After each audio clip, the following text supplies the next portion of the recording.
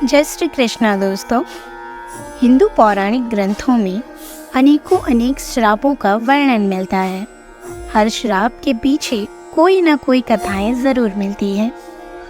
आज हम आपको हिंदू धर्म ग्रंथों में उल्लेखित 5 ऐसे ही प्रसिद्ध श्राप और उनके पीछे की कहानी बताएंगे। पहला, युधिष्ठिर का स्त्री जाति को श्राप। महाभारत के शांति पर्व के अनुसार युद्ध समाप्त होने के बाद जब कुंती ने युधिष्ठिर को बताया कि कर्ण तुम्हारा बड़ा भाई था, तो पांडवों को बहुत दुख हुआ। तब युधिष्ठिर ने विधि विधान पूर्वक कर्ण का भी अंतिम संस्कार किया। माता कुंती ने जब पांडवों को कर्ण के जन्म का रहस्य बताया, तो शोक में आकर युधिष्ठिर ने संपूर्ण स्त्री जाति को श्राप दिया कि आज से कोई भी स्त्री गुप्त बात छिपाकर नहीं रख सकेगी। दूसरा, ऋषि किंदम का राजा पांडु को श्राप। महाभारत के अनुसार एक बार राजा पांडु शिकार खेलने वन में गए। उन्होंने वहां हिरण के जोड़े को मैथुन करते देखा और उन पर बाण चला दिया।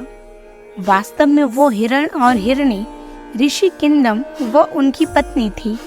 तब ऋषि किंदम ने राजा पांडु को श्राप दिया कि जब भी आप किसी स्त्री से मिलन करेंगे, उसी समय आपकी मृत्यु हो जाएगी।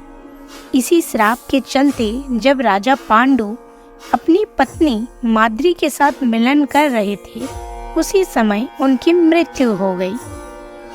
तीसरा, मांडव ऋषि का यमराज को श्राप। महाभारत के अनुसार मांडव्य नाम के एक ऋषि थे। राजा ने भूलवश उन्हें चोरी का दोषी मानकर सूली पर चढ़ाने की सजा दी।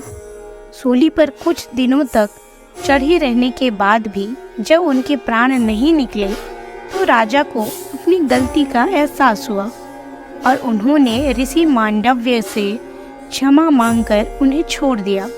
तब ऋषि यमराज के पास पहुँचे और उनसे पूछा कि मैंने अपने जीवन में ऐसा कौन सा अपराध किया था कि मुझे इस प्रकार झूठी आरोप की सजा मिली।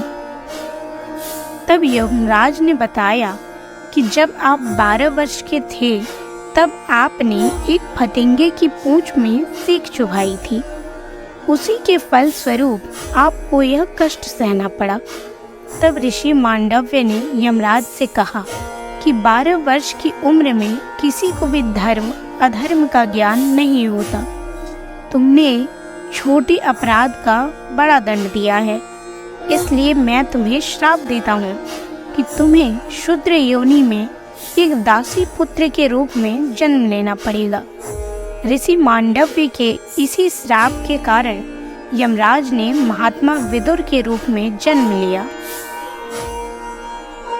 चौथा, नंदी का रावण को श्राप। वाल्मीकि रामायण के अनुसार एक बार रावण भगवान शंकर से मिलने कैलाश गए।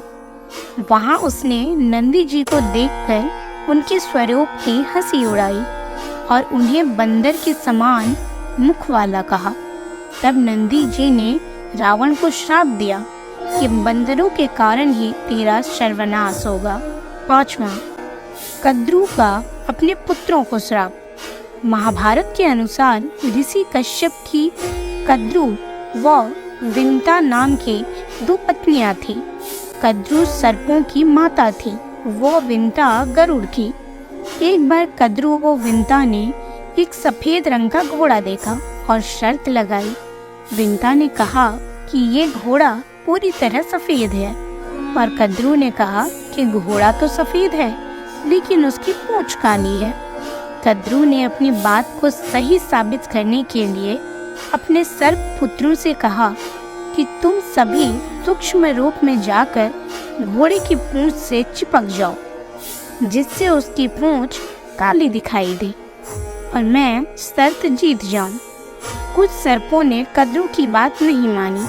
तब कद्रू ने अपने उन पुत्रों को श्राप दिया कि तुम सभी जन्मेजय के सर्प यज्ञ में भस्म हो जाओगे। ऐसे ही पौराणिक कथा सुनने के लिए हमारे चैनल को ज़रूर सब्सक्राइब करें।